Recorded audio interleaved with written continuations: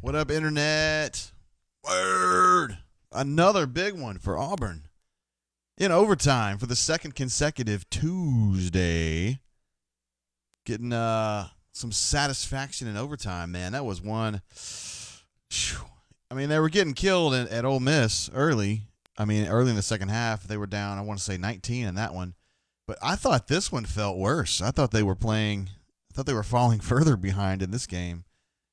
And they just kind of chip away little by little by little by little and get it to overtime. And then, man, 8 of 9 at the free throw line in overtime, guys. That is huge. Huge. And to make things even better for the Auburn folks, Alabama lost today. It happens. That happens. You hate to see it, guys. You hate to see it. You really do. It's tough. I think the first thing we're going to take a look at, I usually show you guys the box score. I'm going to show the standings this time. They're a little skewed there. Sorry, they're like pulled apart a little bit, but I got to make it fit there. Auburn now 7-2 in league play, 20-2 overall. Isn't that unbelievable? So coming into the game, the bunker's kind of like, real happy with Bruce. Kind of worried about the team a little bit. Like, okay, they were 19-2, guys. I understand that things are changing at Auburn and expectations are a little higher than they were, but 19-2 is pretty good. And now they're up to 20. And this is setting up a massive showdown at the arena Saturday morning, 11 a.m. tip on that one. Auburn against LSU. It's going to be a showdown, guys. As Jay Lee would say. How about you? Wow. Johnny B. Good says, put up some sweater puppies, baby. Oh, man, I don't have any puppy pics pulled up. Sorry about that, y'all. Man, we got lots going on here tonight. This is lit up. TD says no politics. I promise I will not discuss it. I don't want to talk about it. I don't talk about that stuff, really. Even with my friends and stuff, man, we don't talk about that. I'm just not political. Look at that. Cardea says he's here and he's happy. Well, you should be, man. AU Law 20 says Blantons need to have Bruce lid series. I would love to see a Bruce on top of a Blantons with the sweaty armpits or whatever. The whole jacket, actually, sometimes. Phil says 11 a.m. for the LSU game kind of stinks. Yeah. It should be prime time. I don't know. Basketball's kind of different. I don't know. Sometimes those really good games are in the afternoon. 11 a.m. is a little early, but let's see. Samir said I guess you guys are listening on the radio. Samir just said he would not be surprised if Javon does not wear the double nickel from here on out. So Javon, that I'm telling you guys now, I grew up in a Louisville family. We watched basketball all the time, didn't give a shit about football. And then I went to Transylvania, which is right down the street from UK. I used to go to UK games all the time. Then I got a degree at UK also. Used to go to the games all the time. And I've been writing about basketball since 95, okay? Now then, in all of the time that I've been covering basketball, I have never seen a foul that was more full of shit than that one. Because Javon's going for a rebound. The Arkansas dude pulls Javon's jersey so hard that he actually rips the jersey from Javon's body. There's a hole probably 2 feet wide. It's a completely trashed jersey. And they called the foul on Javon. I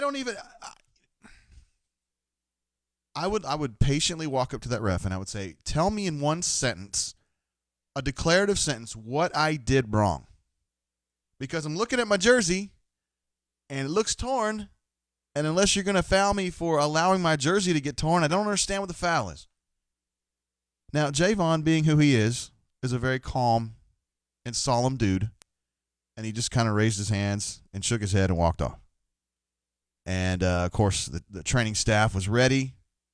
They got him a 55 jersey, no name on the back. White chocolate is what I think of when I see a 55. My wife actually wore a 55 when she played field hockey. And, man, he went off. It seemed like that was actually a moment that, changed Javon's attitude because I felt like he was trying prior to that.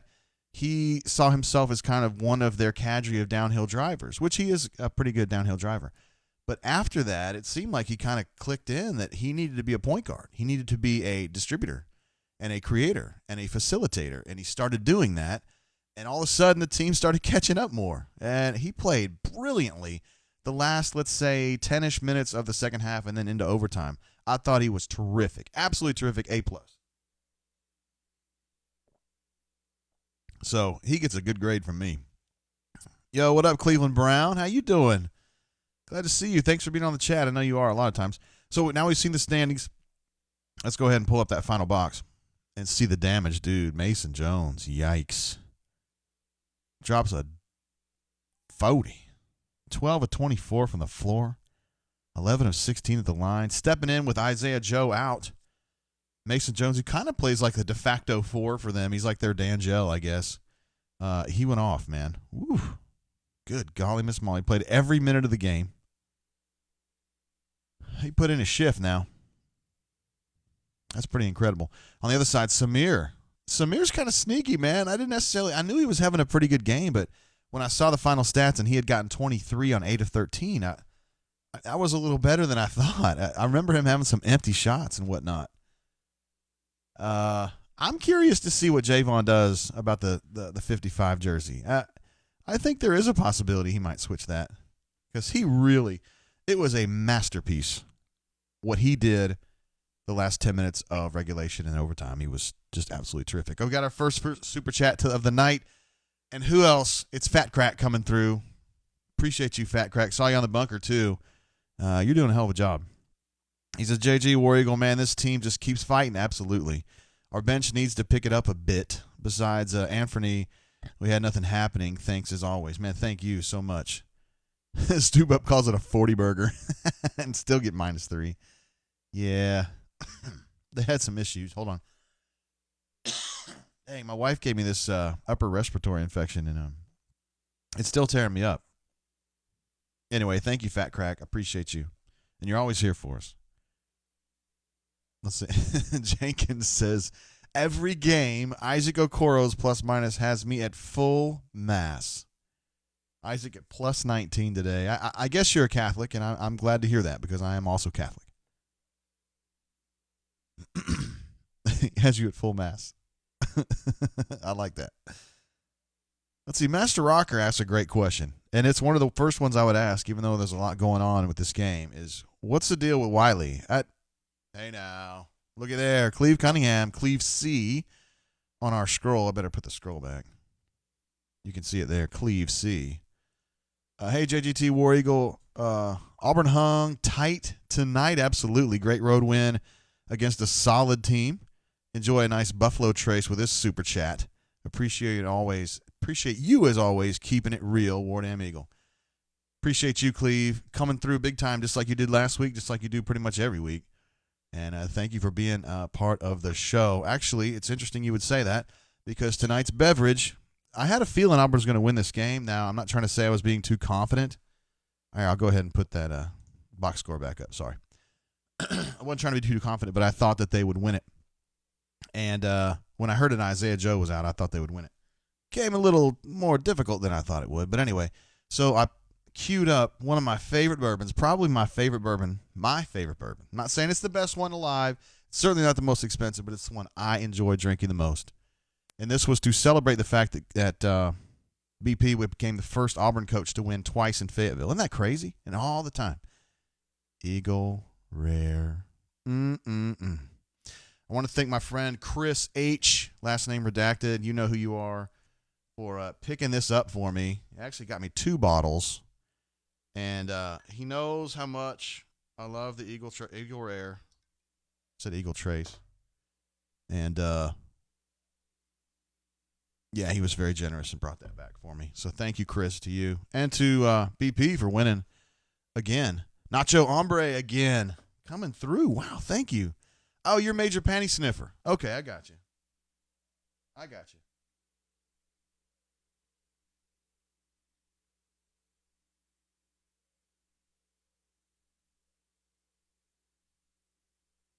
All right, I will remember that from now on, Nacho, or Major Panty Sniffer.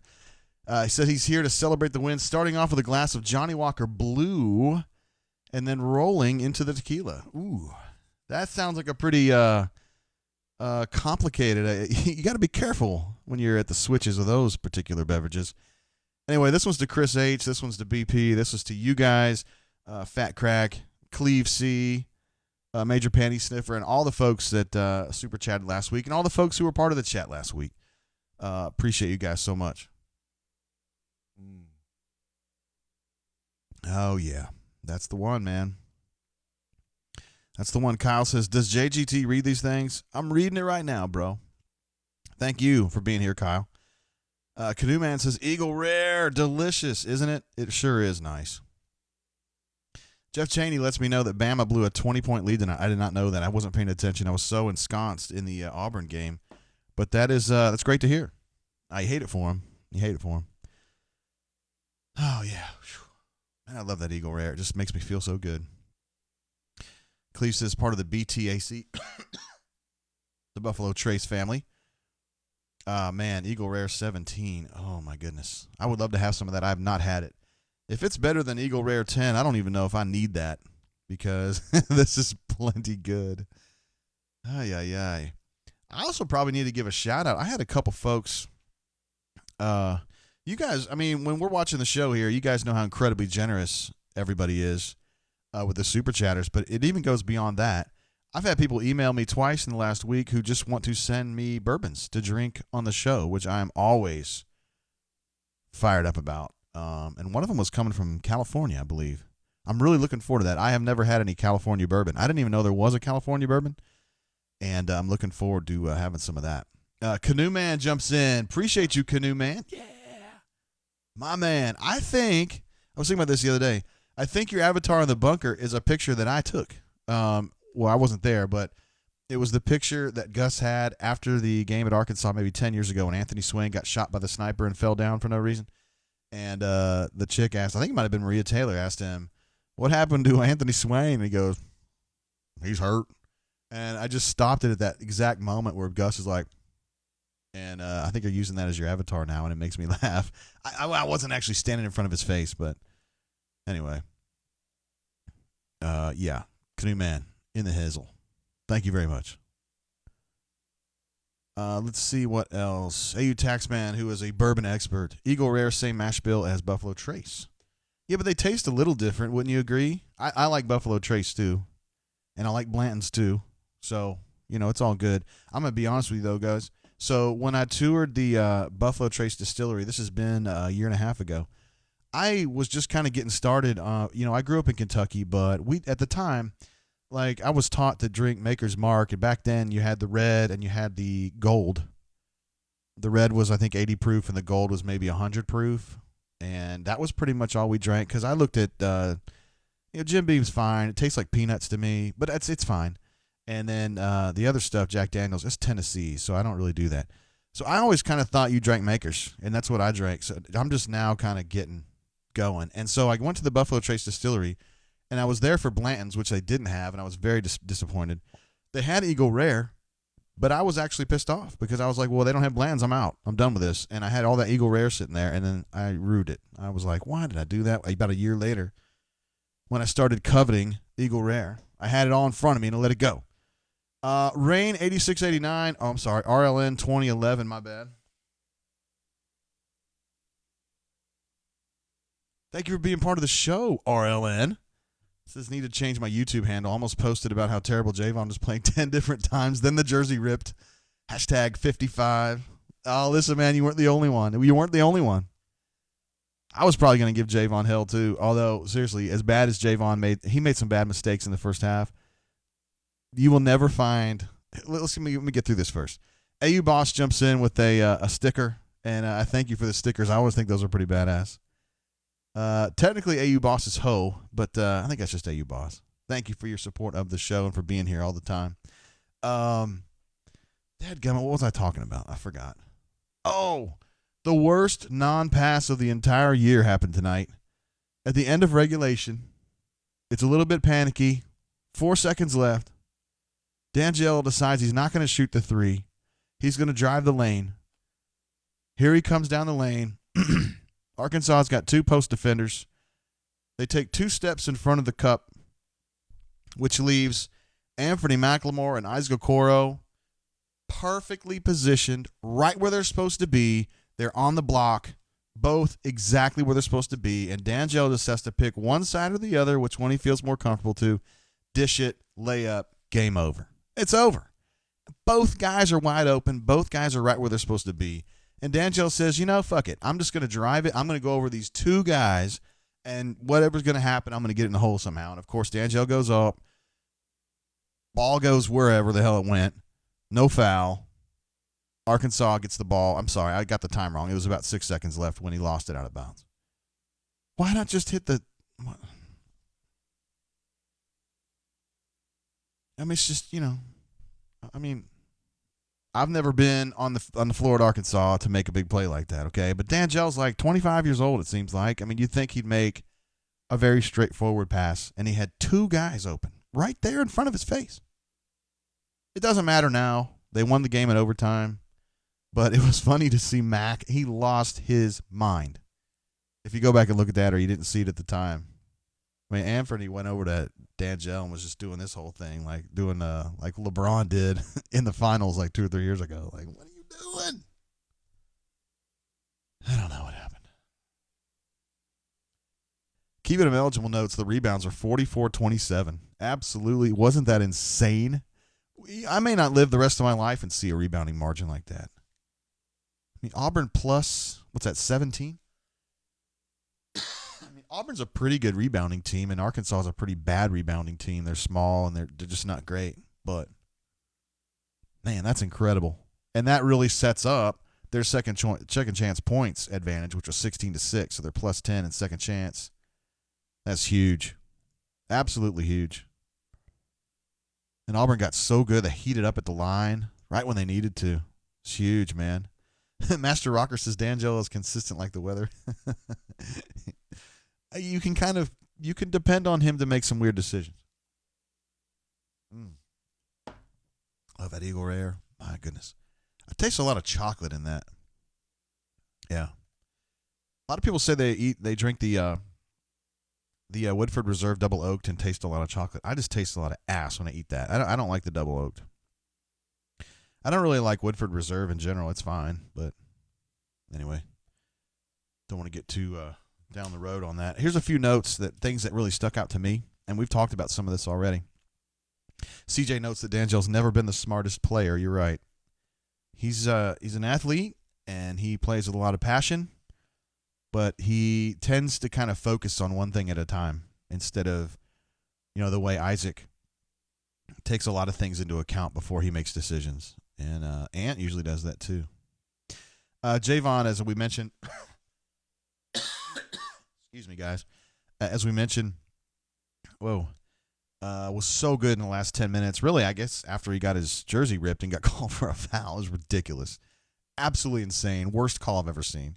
So he played spectacularly the last 10 minutes of regulation. Overtime, I thought Anthony was really big tonight, particularly with Austin taking the piss in the first half.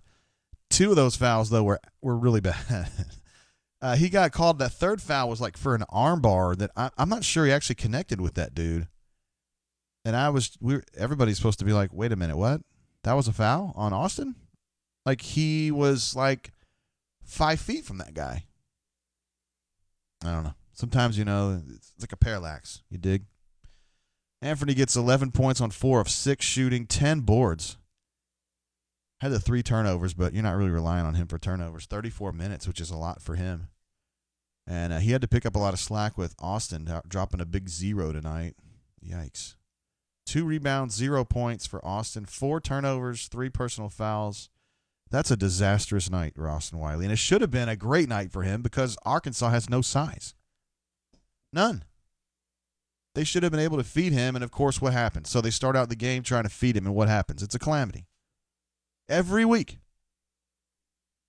Call Me Biscuit says, JGT, worst call you will ever see will always be the double dribble. That wasn't the worst call I ever saw. It was a very ill-timed call. It was a high-pressure call.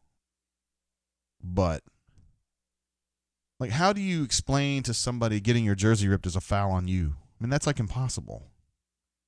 But, yeah, a double dribble's a double dribble, whether it's here or it's in Morocco or if it's in, Saudi Arabia. A double dribble's a double dribble. I don't know how you miss it, but, they can both be shitty. You know what I mean?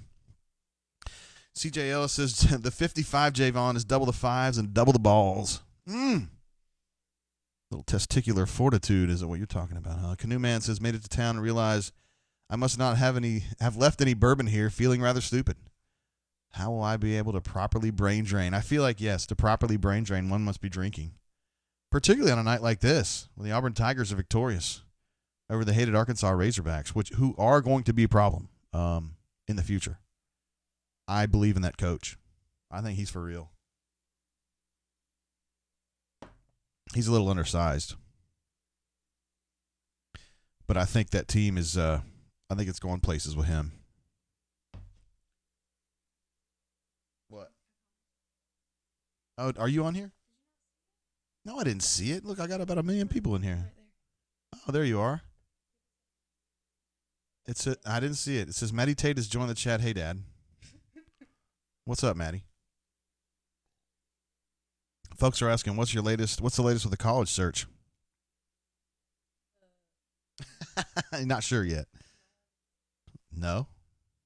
I mean, you can tell them. What were you going to say? Probably Transylvania, guys. Are you serious? Yeah. This is like breaking news for me, too. Hush. Yeah, whatever. Still got a little ways to go. Bye, guys. We got to wait to see what Auburn comes up with. I mean, they haven't even started yet. That's true. All right. You're doing a hell of a job, Mads. Your daughter's in the chat. You said hello. Hi, everybody. See ya.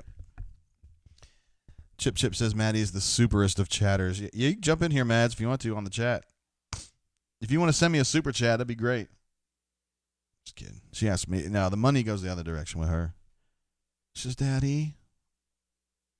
She actually played this thing perfectly because she had a job for the longest time. She worked at the Nancy's up here on the corner. If you guys are in Montgomery, it's the Italian ice joint. And in the summertime, it's clutch. They have Italian ices and soft serve ice cream, and it was a great place to go. But she decided that she didn't really want to work there anymore. So she was like, hey, I'm working really hard in school and got all these college visits coming up, and I think I'm just going to bounce. And I was like, you know what? I don't want you to be pressured during your senior year. Go right ahead. What was I not thinking? Where's she going to get any money? Found out where. Me. Hickadula's back in the house. Man, my wife got a big kick out of that story the other night. By the way, the administrative assistant is not here this evening. It's very sad to have to do a show without her. In the unlikely event that she is watching, administrative assistant, I love you and I miss you. I wish you were here. Now then, she got a kick out of Hickadula, who was in, I believe, Pigeon Forge or Gatlinburg, drinking the old Smoky Moonshine that they sell at the old Smoky Moonshine stand there by Margaritaville, the new expansive area there in the heart of Pigeon Forge. Anyway, Hickadula says, no old Smoky tonight, but got my eyes dilated today by Rob Pate. Dr. Pate. Can't see again. Did we win? Yes. The Auburn Tigers were victorious, and I'm sure Dr. Pate took good care of you. Rob Pate's good dude. Really, really good dude. Once upon a time, I was trying to get Rob to come over here, and this has been a minute. This was back when Hoke was just leaving 24/7. Hell, that was probably, 4 years ago? I wanted him to come over here and do those stories, and he said he was about done. He didn't want to do them much anymore, and I think he's still doing them. But that's cool, man. It's fun. It's all fun and good. He's good, really, really good dude. Kyle Wyndham points out, did we discuss Ron Jeremy? Yes. So somebody had a fat head on the broadcast there at Arkansas, and it was Ron Burgundy. It was Will Ferrell's Ron Burgundy, which is funny, kind of, although we've all seen it before. And then apparently Andy Kennedy made some reference to it being Ron Jeremy, and it just kind of, I just feel like it sits in perfectly with Andy because he, he's a little bit of a shit talker kind of, so it doesn't make me. I'm not surprised he'd be the guy to bring that up. I'll put it to you that way. I was really, really happy at the Final Four last year in Minneapolis. I sat right across the table from Andy and Dari from the SEC Network, and that, you talking about a duo, man. I had a really, really fun time sitting by them. Andy's got all kinds of good stories. Just really, really good dude. Another cough, guys. Sorry about that. Dang, I don't smoke or anything. I just gotta keep hoping I'm gonna get it away. All right. Melee says, when does Wiley wrap up volleyball? We're going to need him back for the latest stretch. The last stretch, excuse me. Oh, man. Is that really Charlie 5? This is Charlie 5 here, and I say we don't go another second without our favorite Ron Jeremy lines from tonight. The old hedgehog. Yes, I'm familiar. Let's not forget, AJ Oaks says, let's not forget Tom Hart saying it's 69-69. Nice. Let's see. AU Textman says, Jay, are y'all on a first-name basis now? Do you still call him Coach? Are you talking about like BP or... Like when I met Andy, he introduced himself as Andy, so I call him Andy. I don't know who you're talking about, though. Phil says, that's the good weed. Ay. I promise I don't do that. Did he really say that? Charlie 5 says the good news is that this won't make Ron Jeremy go viral because he's already done that. Yeah. So anyway, I met Andy. I've met Andy before. I mean, went back when he was Ole Miss's coach because Neil kind of got me hooked in with him a little bit. And so I've just known him a little while. He'll be the coach at UAB one of these days. And I'll be happy about it because he's good people. We got a super chat coming in from Call Me Biscuit. Oh, yeah. One of our steady supporters who are always here. Sonny quote tonight. Coach Sonny says, Andy says Javon should wear the 55 often. Sonny quote, he could wear no clothes the way he's playing. I heard him say that late in the game. That was really good. I think my favorite of the night was probably first half. Sonny said something like, it was something about barns, and he said, well, there's 3 barns in Road Mountain. I've never even seen them. And then Andy was like, well, are they nice? Well, I don't know. Okay. I love the way Andy just tries to play around with him. Like, he just plays along. Like, oh, okay, coach. Good stuff, coach. I do call Sonny coach, though. I generally don't make a habit of doing that with coaches. Like BP, I never call him coach. Gus, I never call him coach. But Sonny is kind of a special case. I mean, he's an older dude, and I would just call him Coach Smith. I guess I could call him Sonny. A lot of people do. Kyle Wyndham brings up an interesting stat. Auburn is 30-0 when scoring 70+. Like, since when? I don't know. That sounds like a good stat, though. Bradley G says Charles Barkley probably could help Austin. I don't know, man. What blows me away about Austin is, I mean, there's a few things it seem like would be easy to fix with him. And they to be fair, they got the free throw thing straightened out, right? I don't know. He deserves a lot of credit for that. But the one thing that drives me crazy about Austin is he's a tall dude, and he'll get the ball high after a rebound. He's going to go for a stick back. He goes low, and then he goes back high again. And he gives those guards a chance to kind of stick their hands in there and knock the ball out. It's a terrible idea. And yet he does it over and over again. And you know BP and Ira are just like, dude, don't do that. Don't do that. And he still does it. We've got a slew of super chats coming through. I got to call these out for show. Hornatius is up. We'll be on after the State of the Union. Puff, puff, give, JGT. Hey, how dare you? I would not do that. We also have one coming in from Blackhawk Driver. Hey now. Says Jalen Green, yay or nay? I'm saying yay on that one. And, yeah, I think they could use him. I think they could use him right now. Yeah, Jalen Green. It really does look like, to the information that Jeffrey and I have gotten in the last, let's say, 10 days, it sure does seem like Jalen Green is trending big-time Auburn. And these wins certainly aren't going to hurt anything. And if Memphis gets in trouble, which they've got to get into some trouble over James Wiseman, right?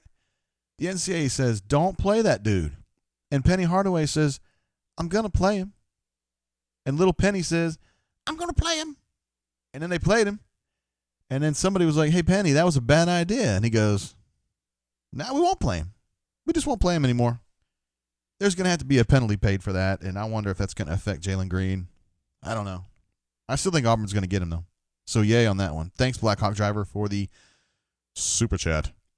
Plains Old Joe jumps in and says, I'll say it again, Eagle Rare, cheapest bourbon for the bang. Yeah, I think these bottles, if you can find them retail, are like 28-ish, 29-ish. Yeah, that's a hell of a deal, I think. Fat Crack with another super chat says, JG, what's your favorite bourbon? I'd say Eagle Rare is probably my favorite. We also have some stuff called Magnus, Joseph A. Magnus, that we have downstairs, which is pretty expensive. That was the first really expensive bourbon I ever bought. I think it might be the last expensive bourbon I ever bought, actually. Courtney bought one that was really expensive, but I didn't really like it that much. She bought like a Jefferson's that was in a wine cask. I just thought it tastes too much like wine, but she likes it, so whatever.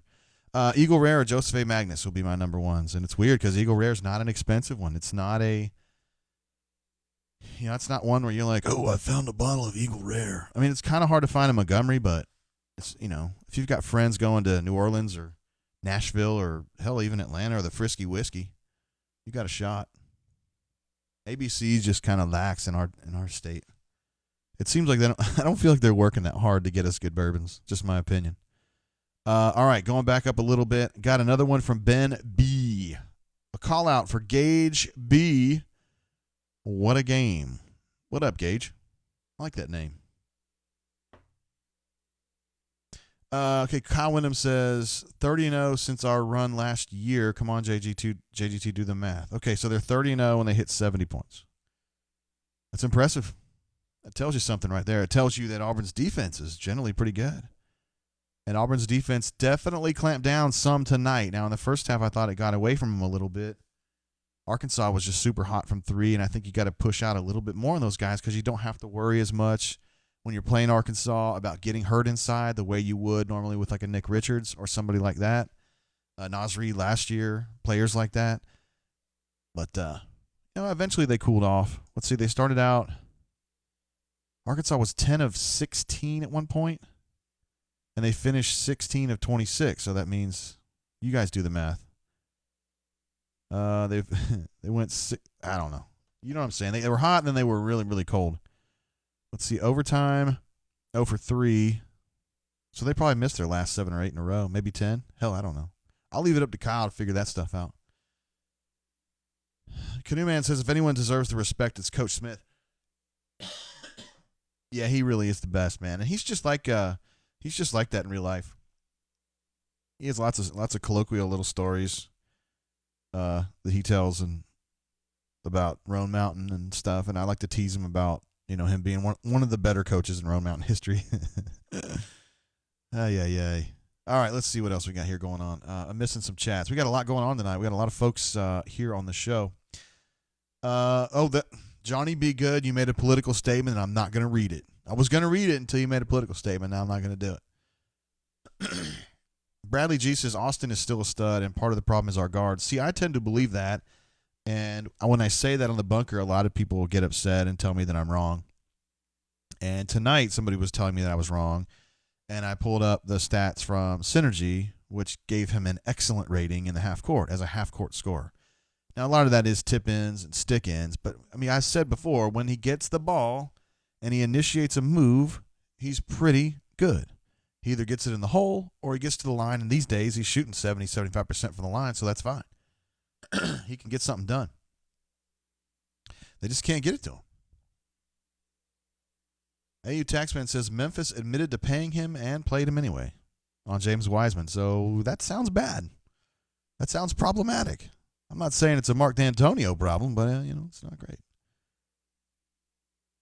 Let's see. Bradley G continues on with Austin. He says, dadgummit, I missed it. I missed it. I lost it somehow. I'm sorry, Bradley. My bad. I'll catch it back here in a minute. Oh, we got another super chat from Love the Cats, otherwise known as Hornatius. Boxers are briefs. The other horns sock ass. Yeah, I just don't feel like that's something that we need to be discussing on the show. I don't want to end the show prematurely for some folks. Say, I'm getting the hell up out of here, man. Johnny B. Good says I'm having the old whiskey cough. You remember that time we were in Frankfurt and that old girl told me that she said she wanted some Buffalo Trace?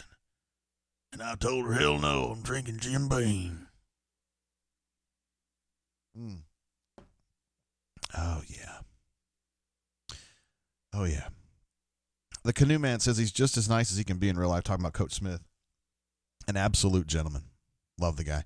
Keep It Eligible asks a great question. This might be the best question of the whole night. Is tomorrow National Signing Day? It is, believe it or not. The way the schedule works now, we here in the recruiting world, industry, whatever, sphere, we think of it as the late signing window. Opens tomorrow. Auburn signed a whole bunch of kids in the first window in late December. And we think they're going to sign 3 tomorrow. That's going to be the junior college defensive end. It's going to be the tight end from Texas, and it's going to be the other defensive lineman. But there's a story with that other defensive lineman, and I'm just going to be curious to see how that comes out. But Auburn's going to get him. I have reason to believe he's already signed. I have reason to believe. Remember how Jay Hardy had signed before, and then that whole thing lingered for like 2 weeks, and then Tennessee eventually got pissed off and leaked that he had already signed, and that became kind of a hubbub about 10 days ago.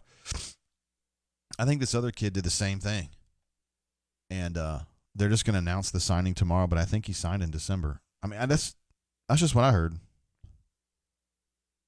Love the Cat says JGT wears tidy whities. No, not doing that. 10-0. JG, how about this stat? Auburn is number 10 in college basketball in rebounds per game. How about that? And number 5 in total free throws attempted this season. If they could just fully take advantage of those attempts, we'd be cooking. Wow. So I noticed just kind of, looking at them, watching them like you guys do, that they drive downhill a whole lot more than they used to. I mean, last year they shot threes because they had so many great three-point shooters. Now they've changed kind of rebuilt themselves as a driving team. And hell, in the clutch tonight, it was all driving. I want to see what Auburn's free throw percentage is. Let's see. Overall, this does not include the Arkansas game. No, now includes the Arkansas game. 67.5% at the line Auburn is this year, which is 270th out of, I think they have 350 teams or so. So, yeah, bottom third. That's a good point, 10-0. They need to hit some more. I feel like they've been trending up, though. It seemed, obviously Wiley's been better.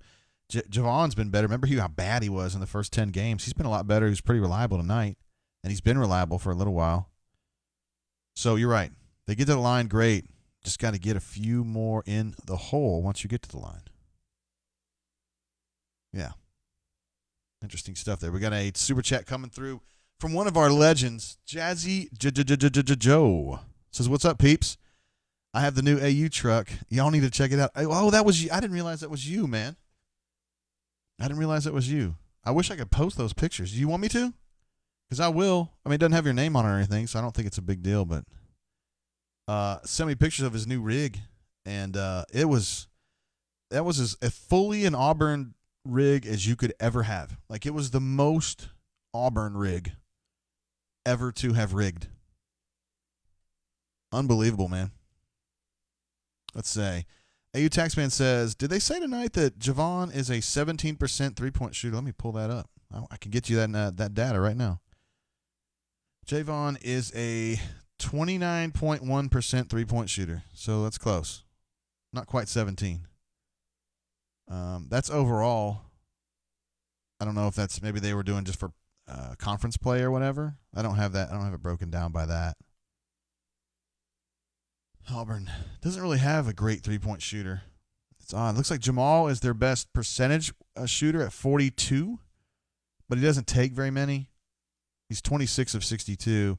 And then among guys, well, I guess Ant takes about the same number, and he's 35%. And everybody else is down from there. Yikes. You go back to last year. Jared is 37% last year. Bryce is 41%. Chum is 39%. Golly. Samir shot 44% from three last year. Good God. I forgot about all that. No wonder people couldn't guard him. I was there. I saw it. You all did too. Yeah, they're definitely not shooting like that anymore. And I wonder sometimes if we're going too far with, yeah. Hey, I think, is Jason Caldwell really in the chat? If that's Jason, he says, great show. Keep up the good work, Jay. Jason's like a brother to me. You know Jason. Yeah. He's awesome. His little daughter's the cutest thing. She might be even cuter than you. How old is she? I'm guessing, Jason, I'm sorry if I get this wrong, but she's probably 4. She's the cutest thing ever. Her name is Hampton. Oh wait, I think I remember Yeah. She's a nice person too. They're good folks.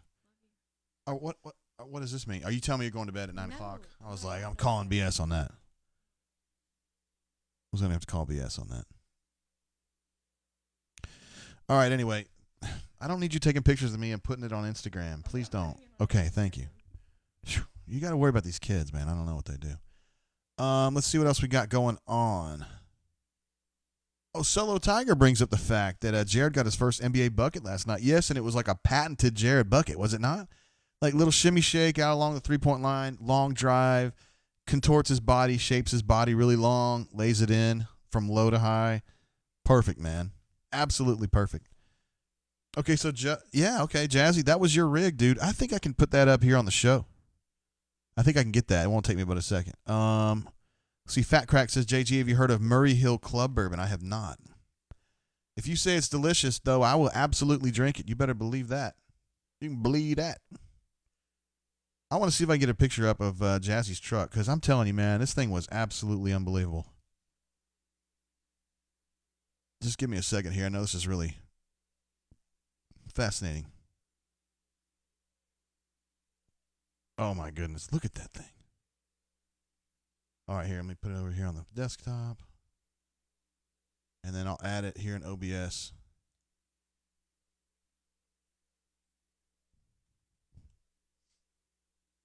Almost there, guys. Almost there.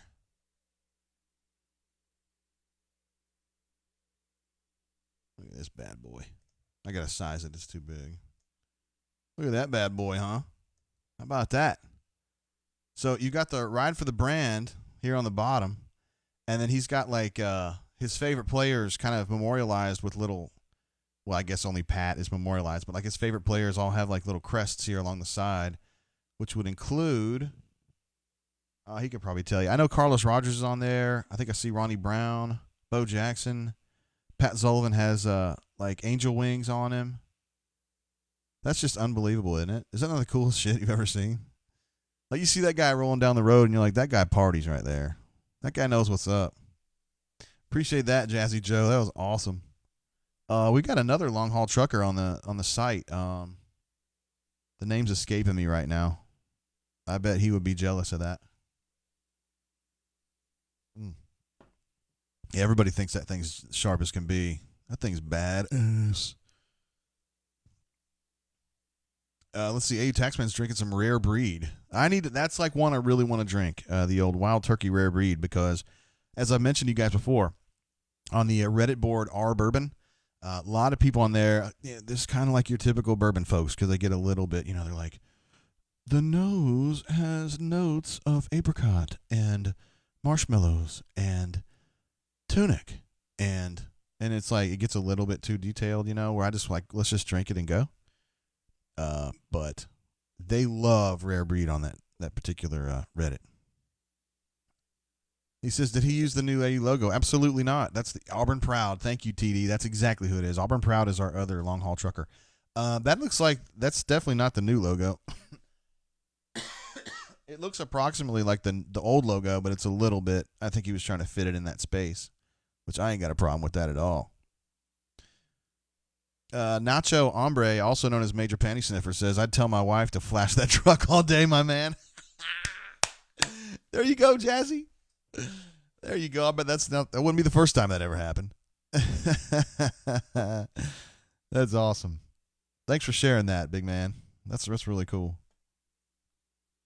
AU Taxman says, if you like Russell's Reserve, I'm single barrel, you will like Rare Breed. Well, I'm up for it, man. I mean, they're the same family, right? Let's see what else. I feel like there's some stuff I missed.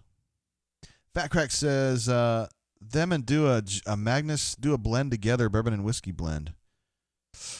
Man, that Joseph Magnus, so that's an expensive bottle, and man, every sip of that's got to have a purpose. So I don't think I'd really want to mix that, just because I don't know, I like it so much. Let's see what keeping them eligible. I somehow that got blocked. I don't know why keeping them eligible. I'm sorry, I cleared that though for sure. Jazzy Joe says the other side has 6 different tigers, including Lutz with wings. Definitely the original logo. Man, yeah, that's awesome. I just like the little circle and all that kind of stuff. That's just badass. Stoop Up jumps in again. Glad to have you, Stoop Up. You're always here for us, man, and I appreciate you. Been around for a long, long time now. I bet 10 years or more. Says Jay, does it seem like smaller teams exacerbate Wiley's frantic tendencies? Seems like he plays better in dirty and more physical games. I hadn't really thought about that. He certainly was good the other night, and he was certainly trash tonight. We'll have to look into that. That's a good question. That's something I can actually answer with statistical backup. So we'll work on that. I'm going to write that down.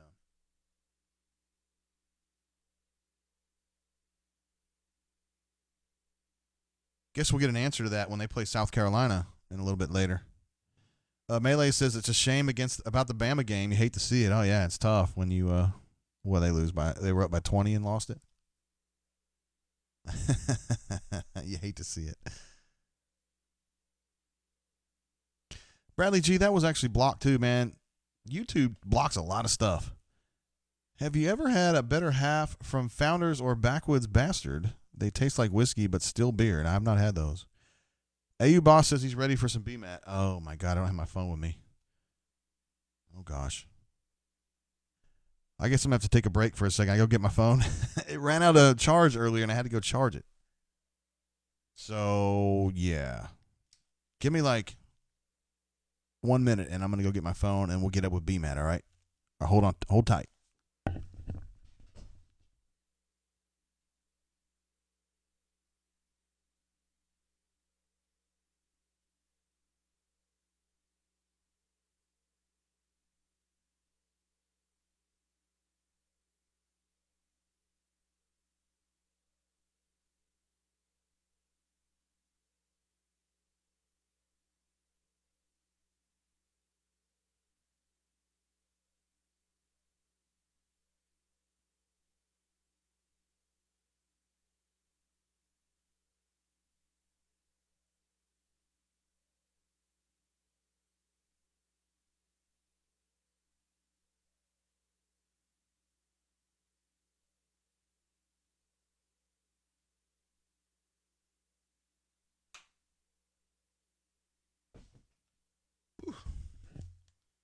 All right. I'll be like BMAT. Yeah, I'm doing good, JG. I'm fine.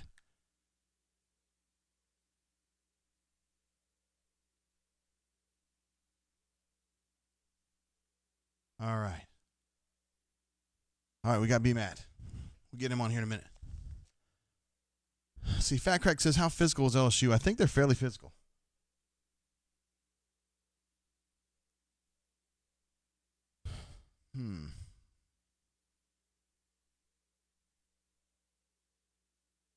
Getting a little intel here from one of our insiders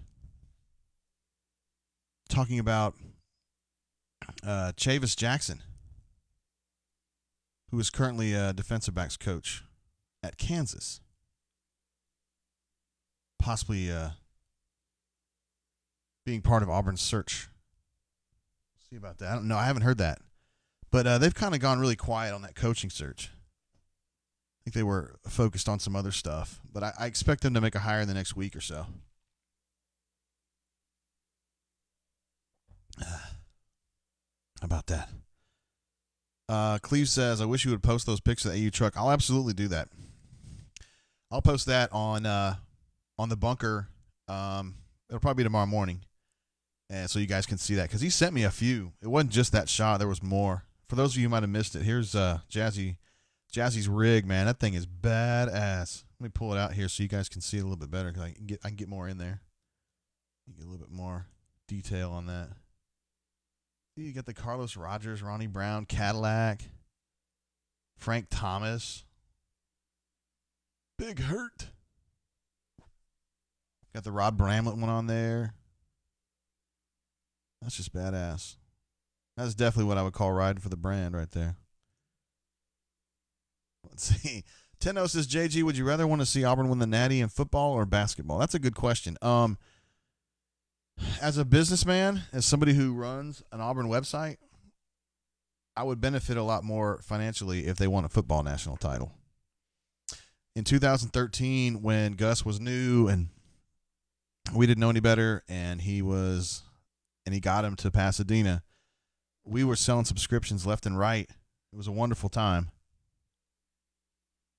Excuse me, guys. And basketball doesn't, because you think about how great they were last year, and our subscriptions went up, but it wasn't like it was for football. And then this year, I mean, they've been terrific as well. I mean, they're a top 10 team, even though they're number 11 right now, but they've been terrific all year, and it just doesn't sell quite as much. Maybe over time, maybe 5 years from now, it will. When people maybe start realizing this isn't a one-time thing, that Auburn really has a coach that's going to keep them fighting for a top 10 spot all the time, they'll just kind of get more into it. I mean, Auburn's been a football school for so long now. We got some super chats coming through. It's the Canoe Man again.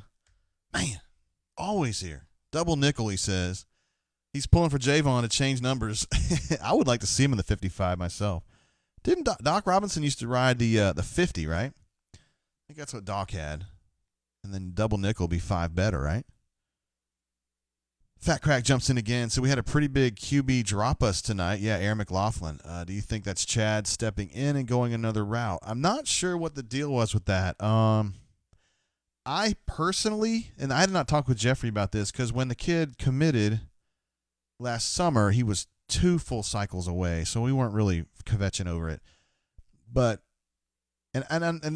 listen, Jeffrey Lee's opinion on this is always more important than mine. So what if he tells you something different about this, or you hear him you see him write something different about it, then trust him, okay?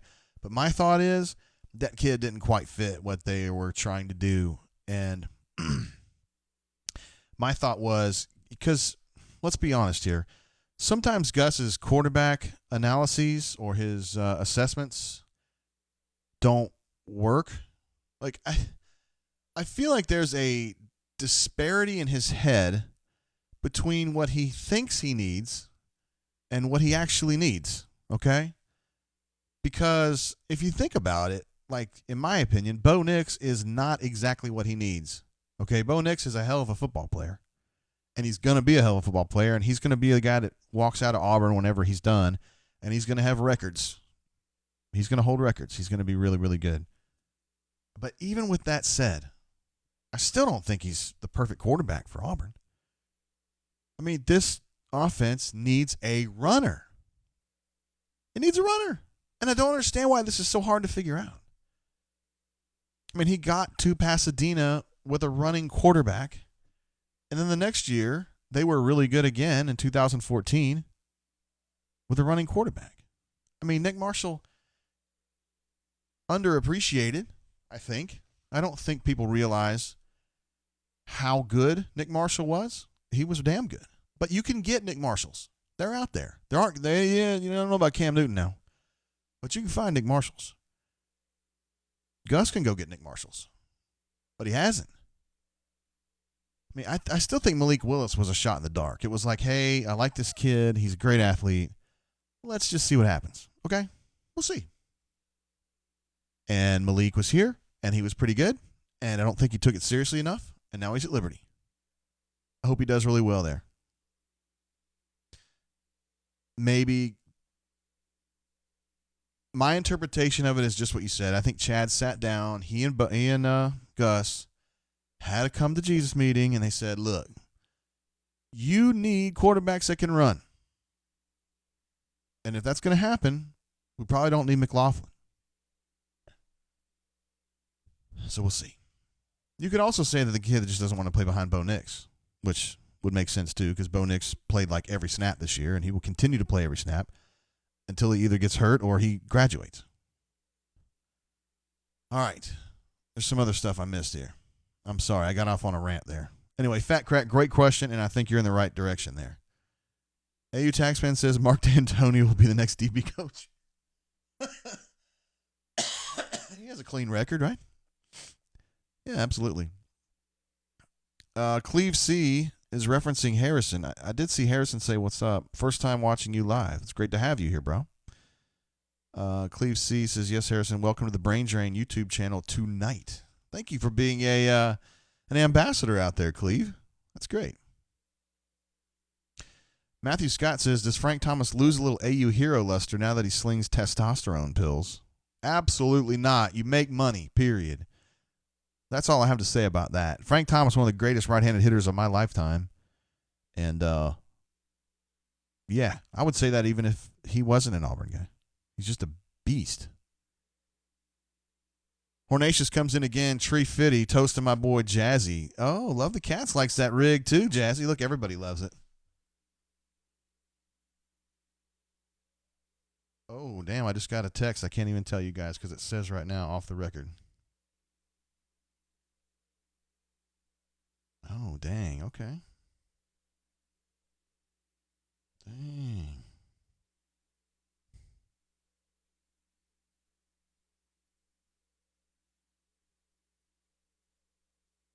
Okay. Interesting. All right. Well, I wish I could tell you what this was about, but I can't. Sometimes I get texts that I just can't be talking about on the air, and this is one of them right here. All right. This is from a Circle of Trust poster for sure. Circle of Trust friend of mine in the business talking about some stuff. I can't keep watching this. Sorry, guys. Okay, so Hornatius, appreciate you, man. You've been here, obviously, the whole time. Thank you for your support. AU Bosses Ho comes through again. Thanks for being the People's Champ. The People's Champ, of course, is really Hayden. But I'm glad to be here for you, AU Boss, and I'm glad that you are part of this chat and the bunker. You're always posting over there, and I appreciate it. Jazzy Joe's loving the love that the rig got, as you should. It's incredible. Chris says, "Speak the truth, JG." I was talking about the quarterbacks earlier, and that's I was just telling you what I thought about it. Jazzy Joe comes in again. Says there's an Auburn helmet stripe down the middle of the truck. There is indeed. I will share those pictures later. I didn't want to put all the pictures up there. And I really wasn't going to post anything until you told me about that. Because when your email came through, I didn't recognize the name. It didn't say Jazzy. It had your real name on it. I was like, oh, okay, cool. Anyway, sorry, I got a little bit lost there because that text was taking me off. Really? Huh. Weird things. Okay, where are we at here? Sorry, I got taken off a little bit there. We got another super chat came through. Ben B again. Yes, I hope Gage enjoyed that shout out. He says, "Thanks, JGT. Appreciate you, Ben, for being a part of the show and for always being here as a chatter and being cool as it always." Chris S says, "I will be surprised if no." Yeah, that's probably Bo. I will be surprised if Bo leads us to a natty because of his talent. We might get there because of the talent around him. I like Bo Nix. I don't think he's a perfect fit for Malzahn's system or Chad Morris's system for that matter, but I think he's a hell of a player. He will fight for you until he cannot move anymore. And there's a lot to say for a kid like that. You can win with a kid like that. And he's not just a tryhard, too. He's talented. He really is. Daggone, we got so much chat going on tonight. Stoop Up says, how super chat much to make that on the record? Yeah, exactly right. I can't do that. No way.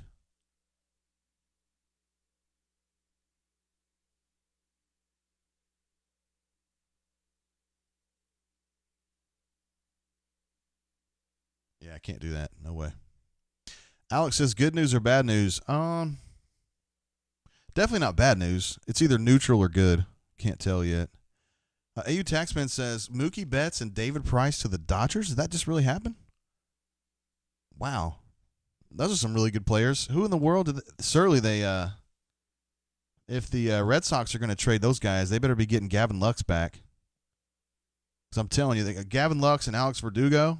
You better get one of those two dudes. Or both of them. Mm-hmm.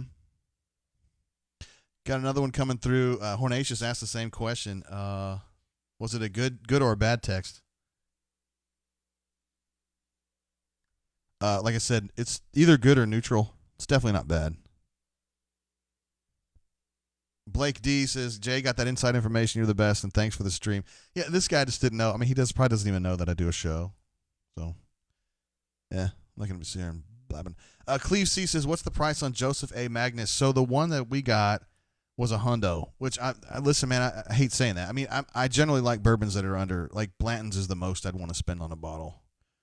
But we kind of got taught. Here's what happened on that story. So we went and we were in Lexington, my wife and I, administrative assistant and I, and we did a blind test, and they gave us like 8 bourbons, and he knew which ones they were, but we didn't know, and so we drank them all, and Courtney said, well, this one's my favorite, and I said, this one's my favorite, and then he said, well, here's the one you picked, and here's the one you picked, and so we bought them.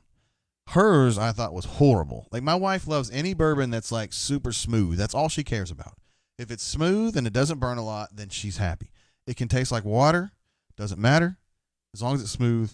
And she got a bourbon that was really, really smooth, but it tasted like terrible. It tasted like ethanol. It was horrible. It was called like bluegrass. I don't remember what it was. It had silks, like racing silks on it. And it was just like who knows? Nobody even knows what brand it was. And then mine was Magnus. And I was like, well, hell, I'll just get it. Why not? And then we drank it.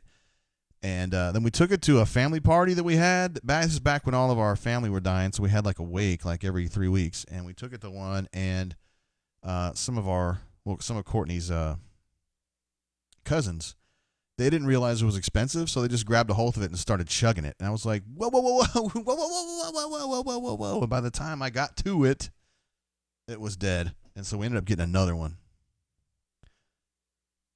AU Taxman says it's in the 120 range. I swear it's a little bit lower than that, but I don't know. Whatever. David Brown says, JG, I turned off the State of the Union and put you on. What does that say?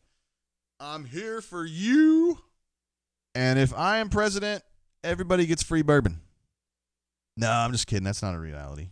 We can't do that. But I can drink some. It'd be my pleasure to do so. Thank you again to my friend Chris for bringing this home from wherever he was. I don't want to say, but thank you for that. Let's see. The Canoe Man says, Nick Marshall was the anti-D'Angelo. Absolutely. That's pretty much exactly what it is. Ryan Norman says, Jock Peterson to the Angel. That's it? Tell me there's more. AU Taxman says, haven't disclosed LAD pieces yet, but got to think Lux, Verdugo, and maybe Bueller. Oh, they wouldn't trade Walker Bueller, would they? Ryan Norman says Jock Peterson, though. So that Jock Peterson's one where he might get going somewhere else, maybe. The way that my man Tyler Glasnow did. When he was with the Pirates, he was terrible. They traded him down to the Rays, and he's been absolutely sick. Now, he got hurt last year, but he came back, and he was still sick even after he came back. I'm telling you, that kid is the dirtiest dude. And you guys are never going to believe who tipped me off to that kid. It was Brandy Malero, who used to play outfield for the softball team. And she was from a high school in Canyon Country, California. And she said there's a kid at the other high school, like my rival high school, which I believe was called Newhall. And his name's Tyler. And the dude is absolutely insane. And so I took a look, and he was insane. And I took him in my fantasy league. We have 100-man teams. So we're drafting kids in high school and shit. And I've had Tyler Glasnow the whole time. Been waiting a while because, when he was at the Pirates, he walked everybody. But he's finally blowing up. Sorry, I didn't mean to talk about fantasy baseball. Nobody cares. Let me get B-Matt on the horn. He just texted me to say he's good to go. And pulling that up right now. Jazzy Joe Says, is that 5-star OL still a maybe? Unfortunately, I think that's a no.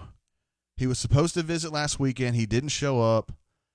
And I have no reason to believe that he's going to pick Auburn. I mean, he's been a Georgia commit all this time. And he's been talking, but I think he's going to go to Georgia. I mean, yeah. And Auburn, again, is not going to have a wealth of options at offensive tackle, assuming that Austin Troxell is not 100% ready to go. And the junior college kid from California is not ready to go. So, we got questions there. We definitely have questions there. Also, another one coming through from Hornatius says, your tips don't lie, JG Tate. Thank you. I'll take that as a compliment. Oh, Ben B says you probably could give free Heavens Hill. I'm going to tell you something about Heaven Hill. So when this Eagle Rare came in yesterday, we have a bourbon cabinet, and it was full. And I had to actually move out a bottle to fit the Eagle Rare in there. And I took Heaven Hill and poured it in the sink.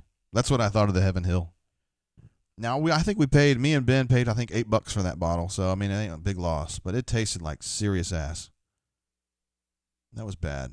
Okay, we're going to get B-Man on the horn right now. Here he comes. Mr. B-Man. B-Man. Uh-oh, did I hit send? No, I didn't hit send. That's why. I was waiting on that to come through.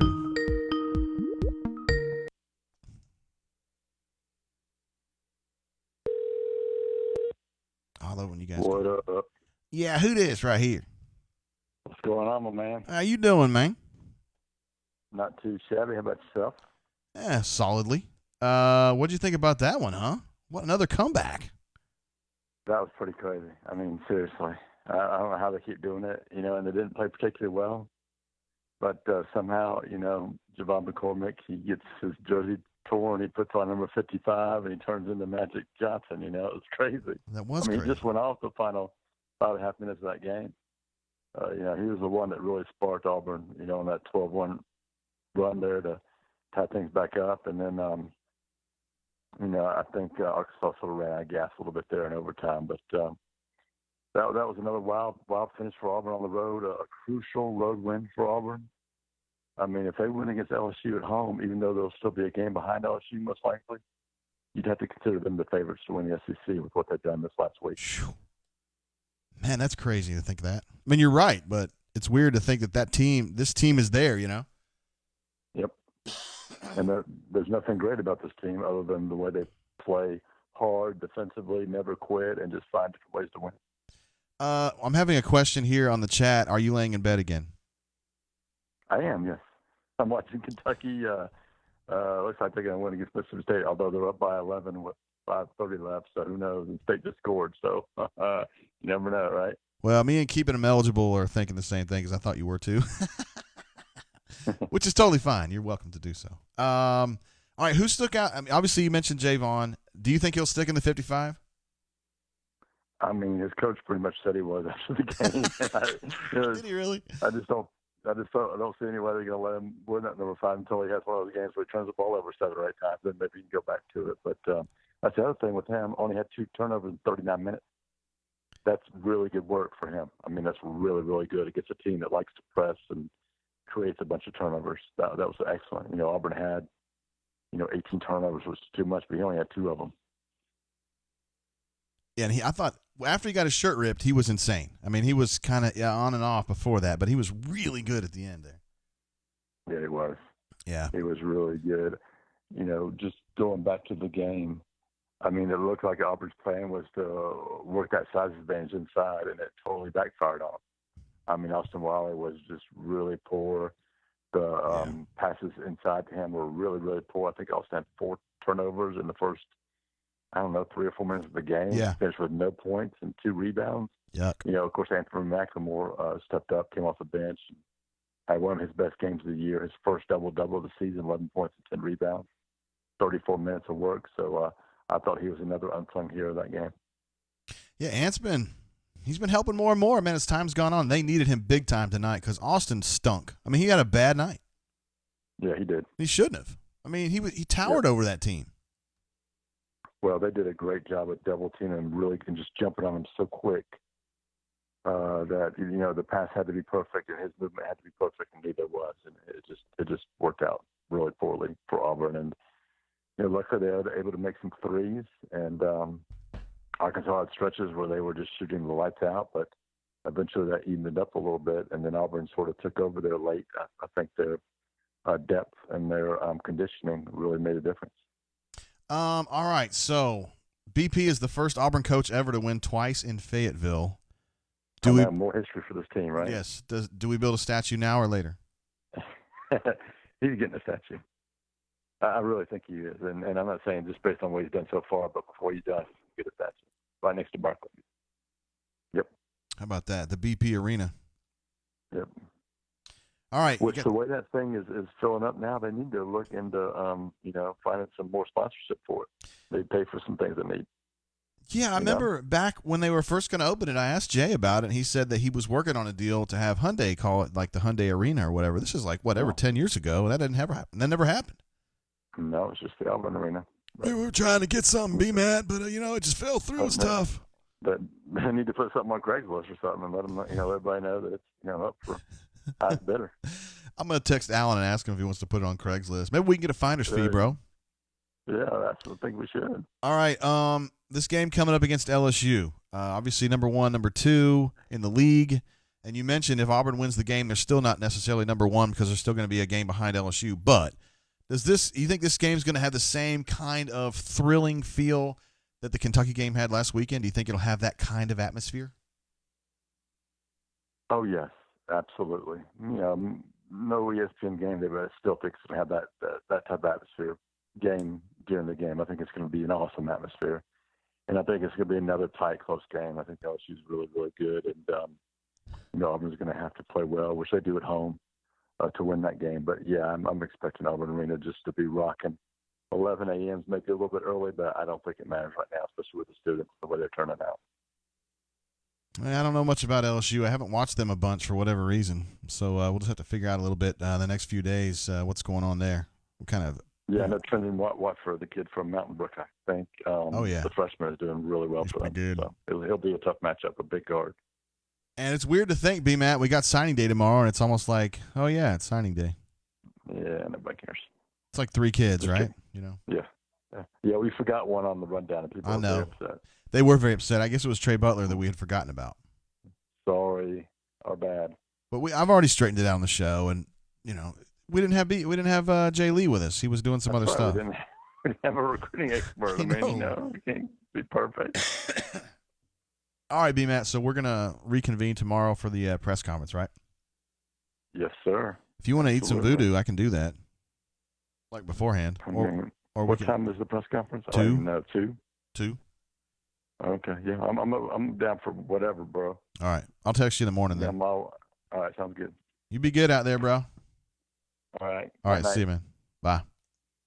All right, that's Mr. B-Matt right there, who's already in bed, so he didn't have to go very far to get back in bed. That's good. Call me Biscuit. You had me laughing. Had a super chat come through. Says, why is B-Matt's breathing so normal? He just got laid and trying to control his breathing? I doubt it. He gets kind of tight when he's on deadline, so when he's banging that story out, interesting choice of words, huh? He is probably like all focused and tight. That's kind of how he is. He's pretty serious about his work, man. You got to see B-Matt when he's banging out the B-Matt's Monday Musings. Man, it's like professor at work. He's serious about that stuff now. Has anyone seen administrative assistant? Did she chime in earlier? She was texting me. I can't tell if she was chatting or what.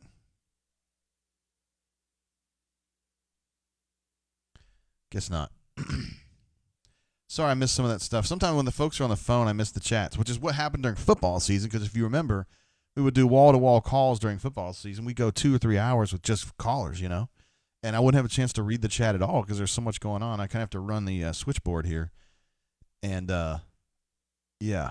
So now, the way it works now, where it's usually just me talking and me kind of interacting with you guys in the chat, I don't miss as much, and I'm happy because you guys are pretty damn funny. AJ Oak says, I know we talk bourbon here. Are there any Lagavulin fans in here? Thanks, Ron Swanson. I mean, I'm sorry, I don't get that. I bet some of y'all did though. Let's see. Call Me Biscuit says, I was in section 214 with Broderick, according to the bunker. Yes, I did see that thread. Somebody said that I was like chilling at the game the other day because this person looked just like me and had the tips and that whole thing.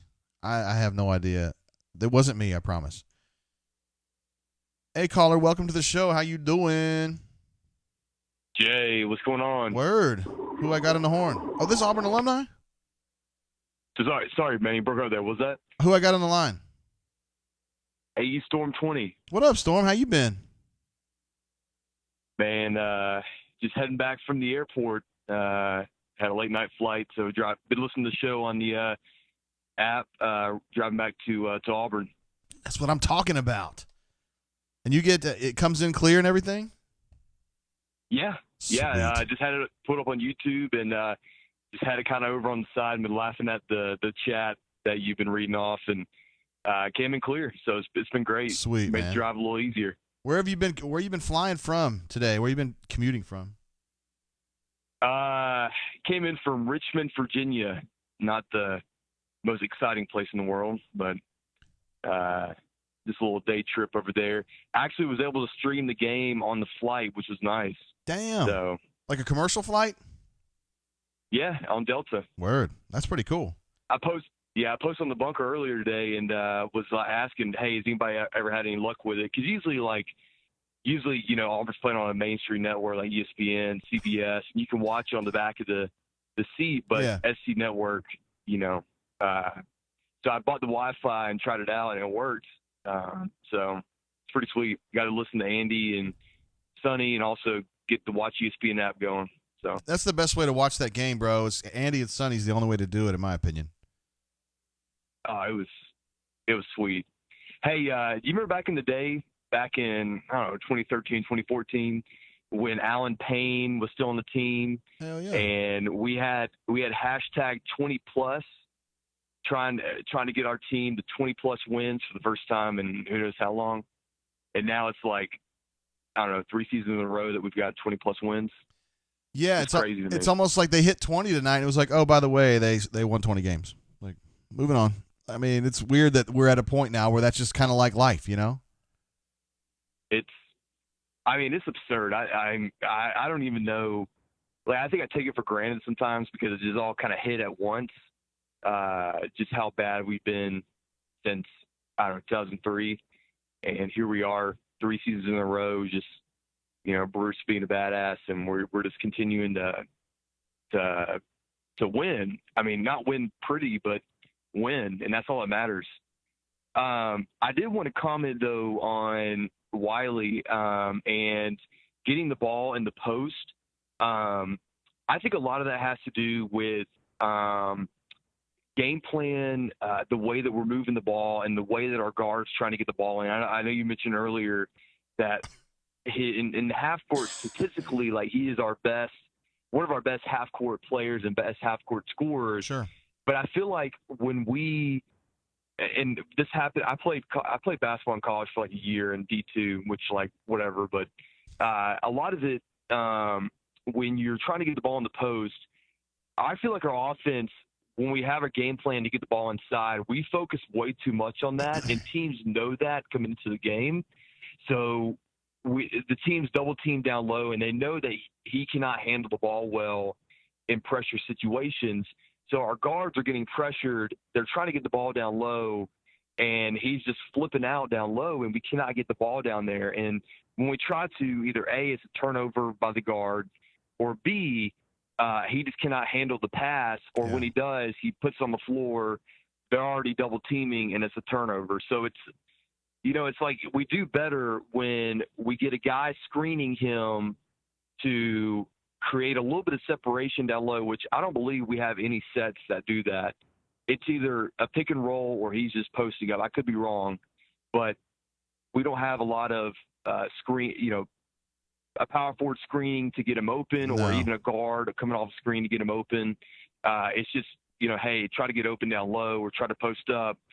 And I think that has a lot to do with it. What are your thoughts on that?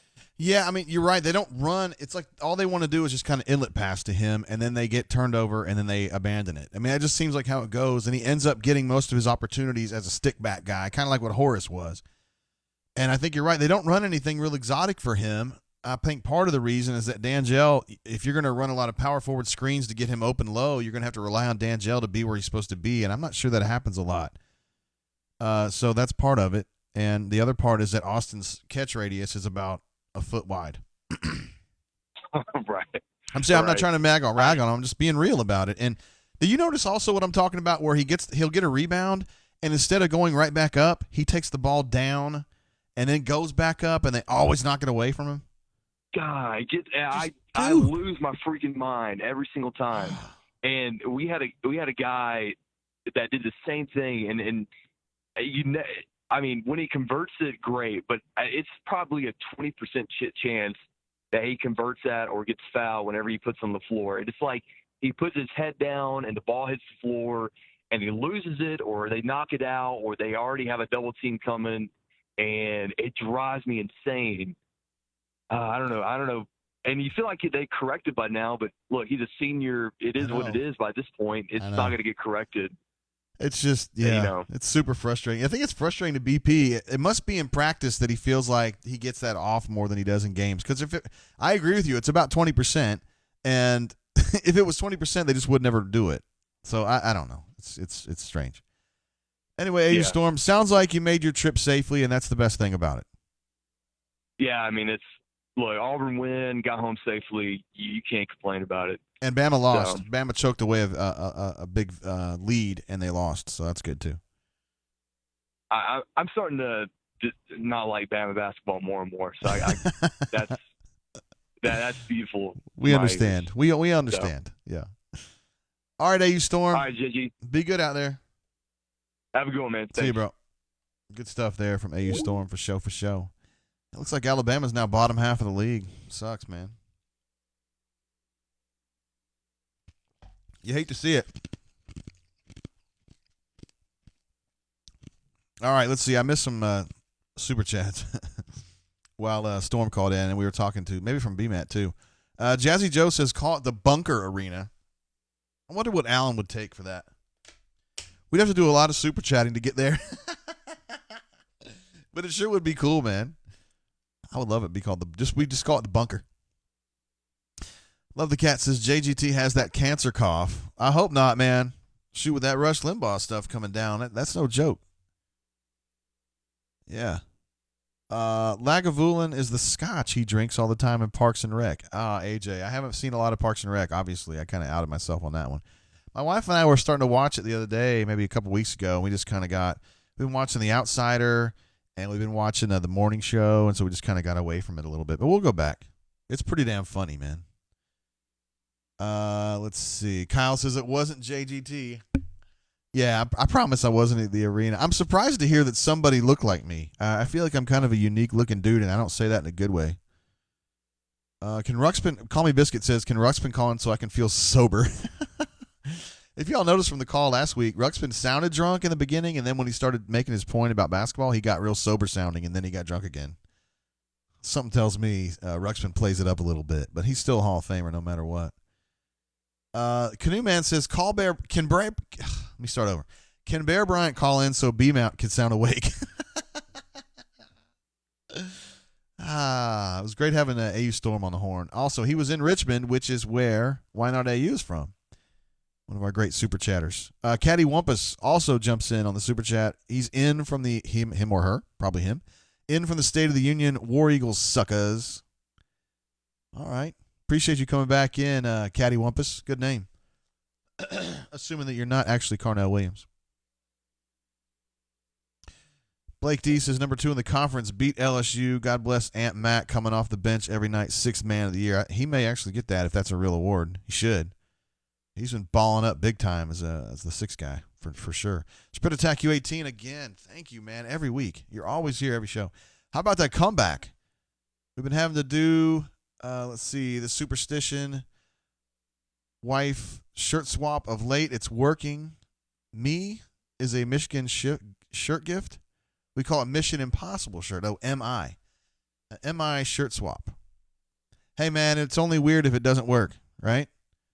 So just keep it going so we can keep these wins coming in, because I sure would like to see Auburn get 30 wins this year and maybe take out some Blue Bloods in the tournament. That was fun. Excuse me, guys. We also got a super chat from one of our usual awesome people, Sparrow Empire. Says, JG, you're damn dominant. Any chance we see number 55 start at point guard Saturday? Talking to B-Man on the horn, he was thinking that sounds more and more realistic, that Javon may just stick with that 55 because it works so well for him. Man, sometimes with these players, dude, there's the weirdest things will get them tipped off and going. I remember back in the day, Tez Robertson started wearing a headband because he got hit in the head and he had to get stitches and he covered it up with the headband. And then even after they took the stitches out and he was all healed up, he continued to wear the headband. So, and I love Tez Robertson. If you guys remember him from the old day, he would play like 40 minutes a game, every game. A true Iron Man. Anyway, sometimes it just helps, man. Master Rocker notes, it's hard to believe that Ole Miss team is 1-7. Dude, I was just talking to Neil about that the other day. That team is really good for being 1-7. That's ridiculous. I feel like they are like even with about Tennessee or South Carolina is where they should be. And, I mean, part of it is that Auburn stole their soul the other night, taking them 19 down to win at their place. That's the kind of loss that just haunts you for weeks. But Ole Miss shouldn't be this daggone bad. And I generally, BP has told me a few times about how much respect he has for Kermit as a coach. Because when Kermit got hired, he was like, dude, that dude can coach. And now I'm looking at their, they lost to A&M. They lost by 10 at A&M in their opener, SEC opener. They lost at home against Arkansas, at Florida, no big deal. Lost at home to LSU, close. Absolutely got destroyed at Tennessee, lost by like 25. Beat Georgia, lost to Auburn, which is just a soul stealer, and then they lost by 10 at LSU last week. And now they've got South Carolina at home tomorrow night. But that game, Ken Palm's calling that a 50-50 game. How about that? That game is going to be in Oxford on the SEC Network. That's one of the early tips. I might watch that one. I really like that South Carolina team, man. They fight, just like Auburn does. They fight hard. We got another super chat coming in from the Canoe Man. Is anyone going to hold at Nacho Hombre to the rules? Uh-oh. Have we had a break? A breach? I don't see it, but I will absolutely whoop somebody's ass if I see some chats about gals and no pictures, because we can't do that. You guys cannot start getting lax. I don't care if it's the brain drain and it's not the bunker. There are rules. There is order to this society, and you've got to keep it straight. Okay? Spread Attack U18 says, beat LSU. Man, it feels pretty good the rest of the way. Rupp will be tough, of course. Yes. Rupp will be tough. You just got to kind of assume that's going to be an L, right? So Auburn, I only have it on the schedule. I only have one more game. I need to kind of update that. Let me get that back up here. Standings, take that out. Okay, so there's a sched. And the only thing I've got left on there is LSU because I need to update that. I'm sorry, guys. But I can tell you right now, after LSU, you've got a Wednesday game at home against Alabama. I wonder if Auburn's going to be up for that game. Then they're away at Missouri. That's on Saturday the 15th. So that's, about a week and a half.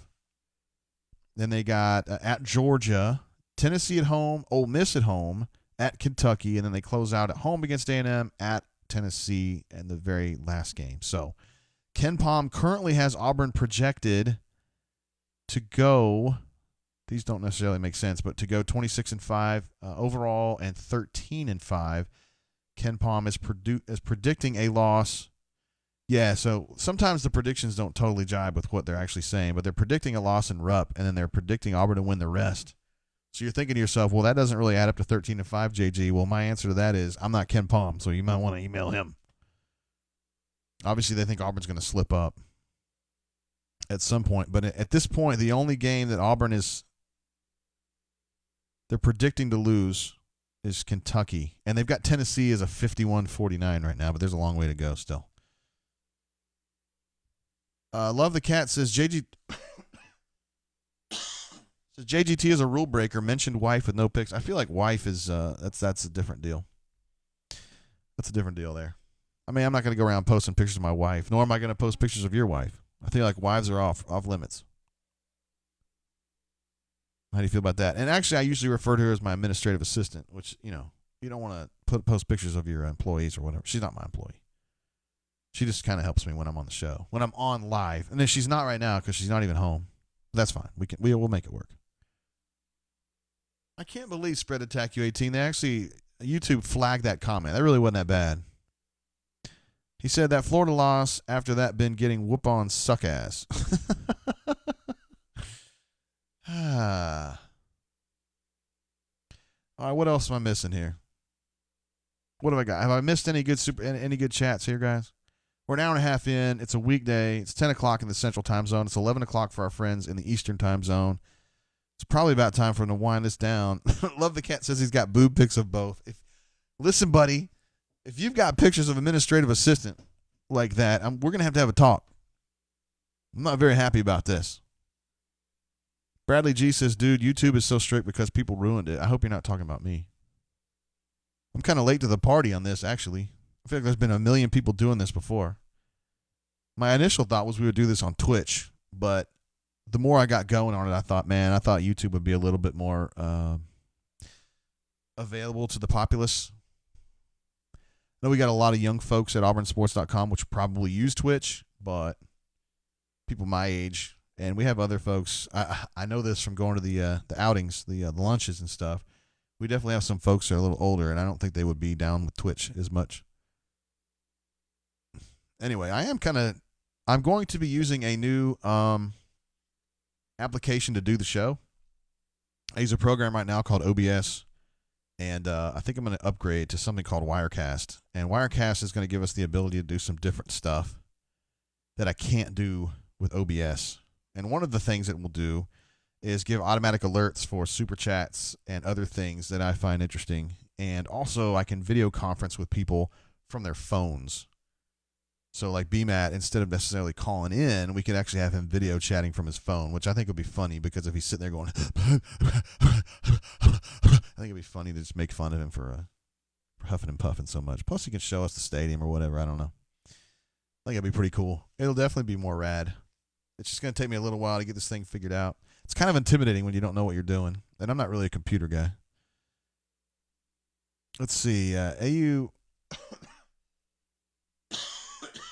Dang it. Sorry, guys.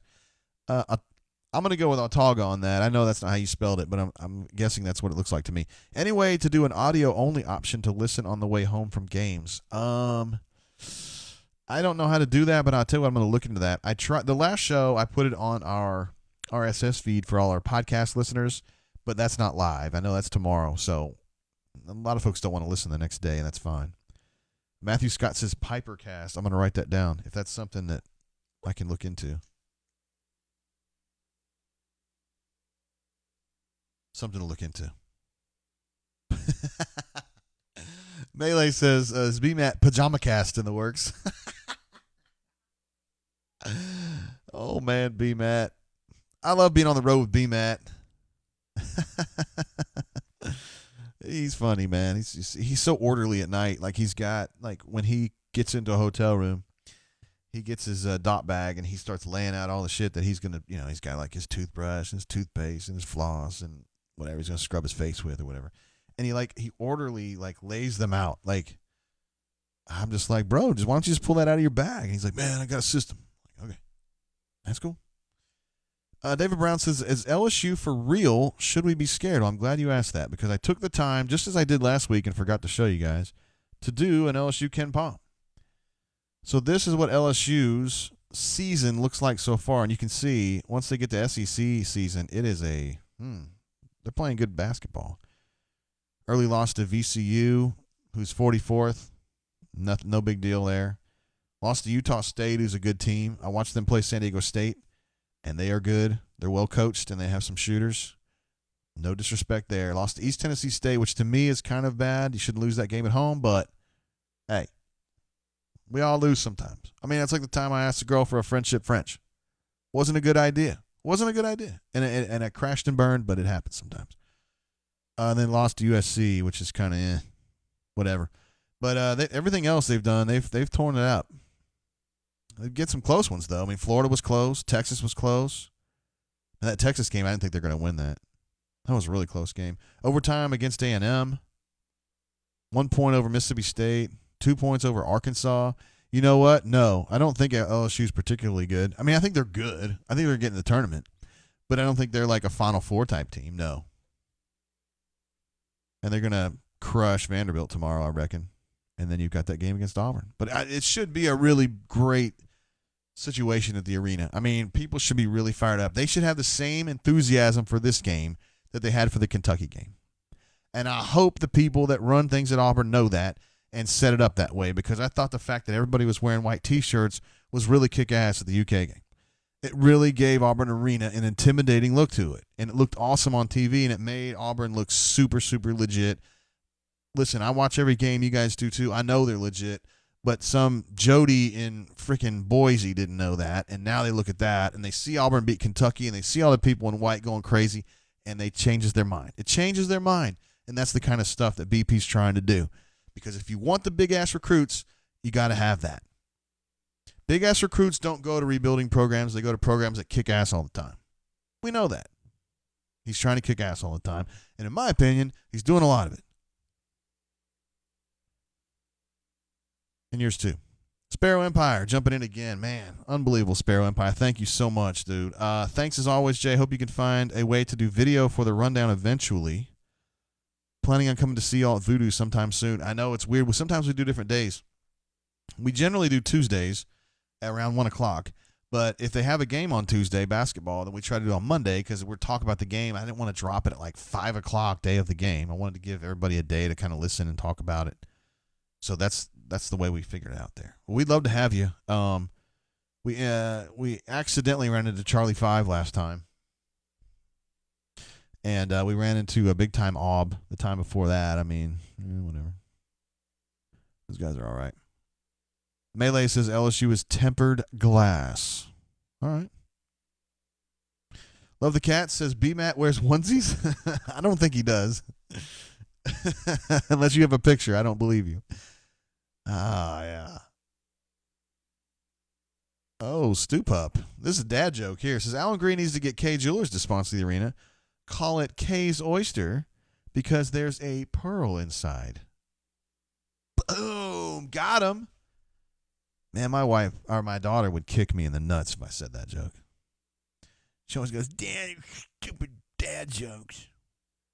And then my wife always like laughs at those mom memes. And then Maddie goes, "It's a mom meme." I'm like, well, she's a mom. Anyway. Rules. There's rules out here. This isn't Nom. Sorry, guys, with this coughing. Hopefully this doesn't get this cough goes away. Jazzy's saying, I'm sorry, man, Jazzy, my bad. I am so sorry I missed that super chat, dude. Totally.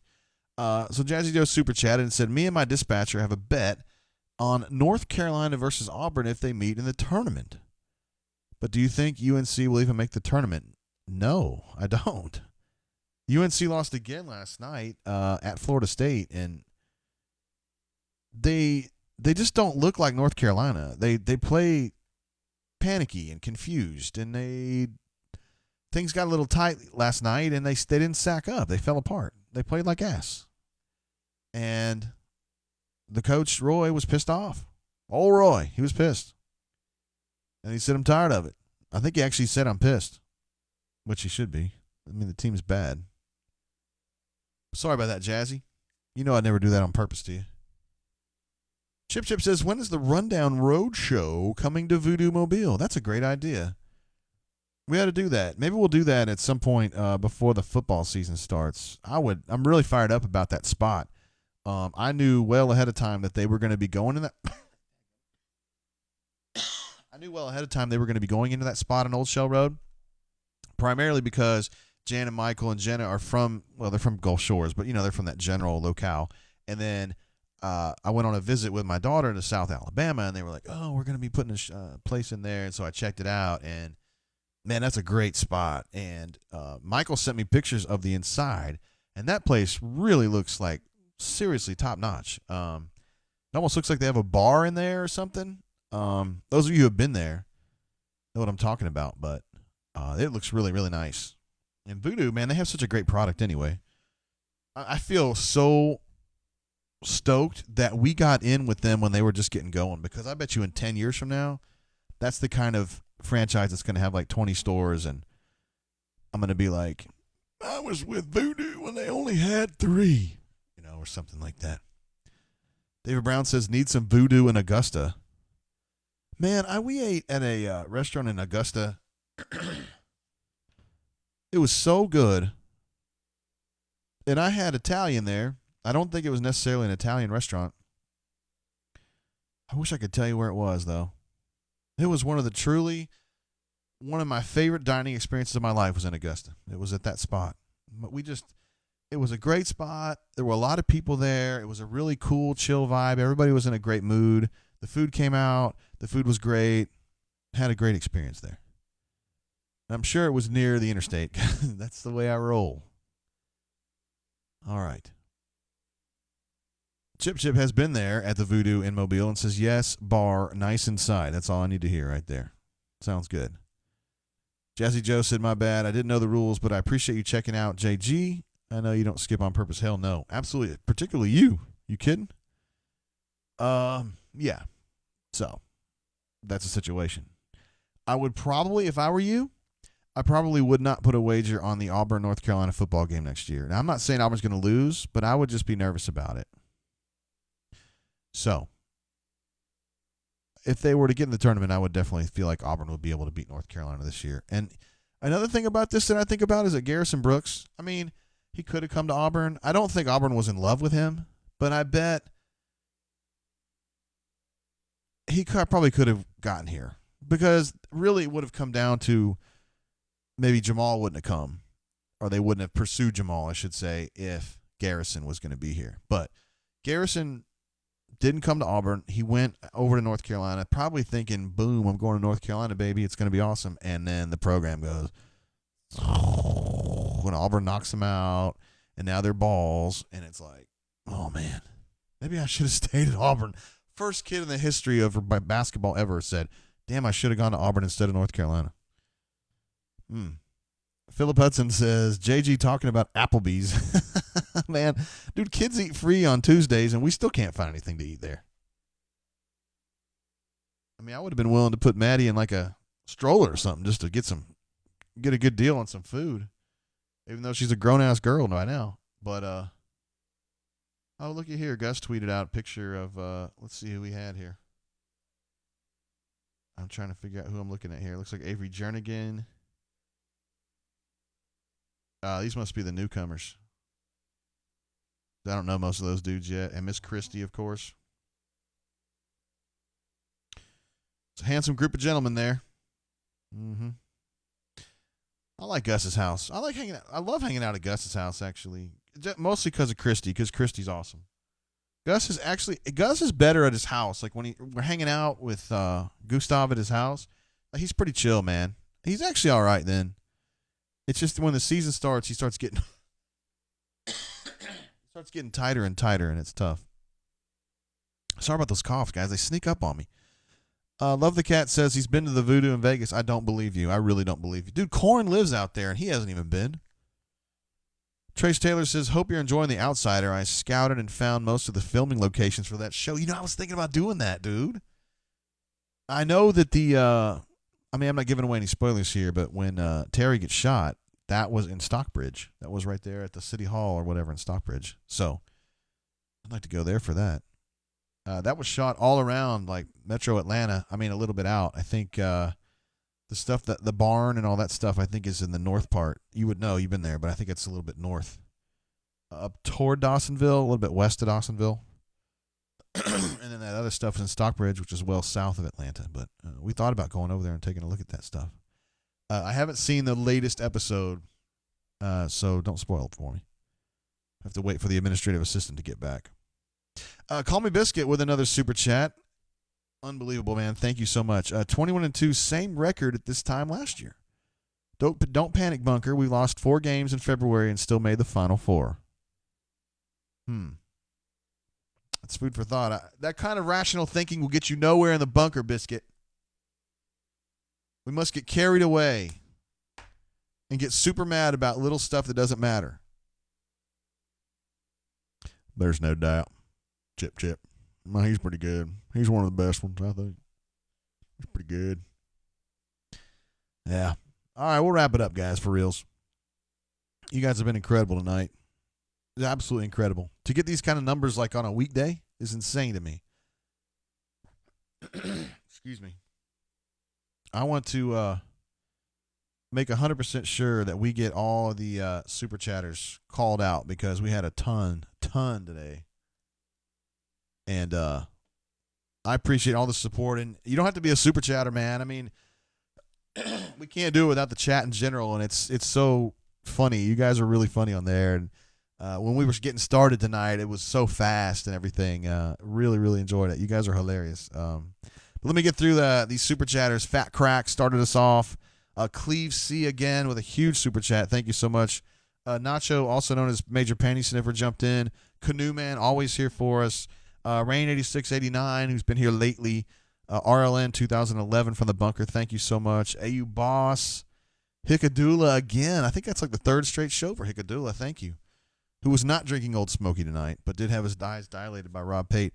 Biscuit again. Hornatius like 5 or 6 times. Blackhawk Driver. Ben B. Thank you out there for Ben. Jazzy, of course. Jazzy's always in the house with that sweet-ass rig, and I will post those pictures in the bunker for those of you who want to see the sweet stripe down the middle and whatnot. Stu Pup, always here for us. What else we got here? Biscuit again. Joe again. Caddy Wumpus. Spread Attack U18. Sparrow Empire. Canoe Man, always here, man. And then Biscuit again. You guys are so incredibly generous, and I thank you so much, guys. The chat is just super, super good. David Brown says, great job, JG. Thank you, David, and I appreciate you being here, bro. All right, guys, so what we're going to do is we got a press conference tomorrow at 2 o'clock with Gustav, and where he will debrief about the signing class, as it were. We've already done this, but they're going to add Dre Butler and Brandon Frazier and the Burks kid, which I think you will be talking about how he signed before. So he's not – we'll talk about that then. So 2 o'clock there, yeah, and then that's what's going to be going on mostly tomorrow. And then we'll be getting ready from that point forward, getting ready for this big LSU tilt is what we'll be doing. All right, guys. Appreciate you guys. Love you guys. Thanks for being on the show tonight. And always, pretty much all of you guys are here every week, so I appreciate that very, very much. Alpha Tiger Late says, Tate, did text have to do with John Chavis? It did not. No. It had nothing to do with John Chavis. Canoe Man says, signing day brain drain? I hadn't thought about that just because, you know, we had a brain drain on signing day. We had Jay Lee on, talked about all the kids and stuff, like his diamonds in the rough and his superstars and all that stuff. But I don't know. We'll figure something out. I don't know if there's enough going on tomorrow really to justify a brain drain, although I do love hanging out with you guys. I don't need a reason to because, you know, we'll just figure something out. Love doing it. Close with a review of the text. I can't, man. That was a secret one, man. That was a secret one. Again, it wasn't bad news. It was either neutral or good news. Yeah. It was about the DB coach situation. So that's about all I can tell you on that. All right, guys, for real. We're going to wrap it up there. Appreciate you guys. Keep it real. And we'll be talking to you. Till next time, keep your feet on the ground and keep reaching for the stars.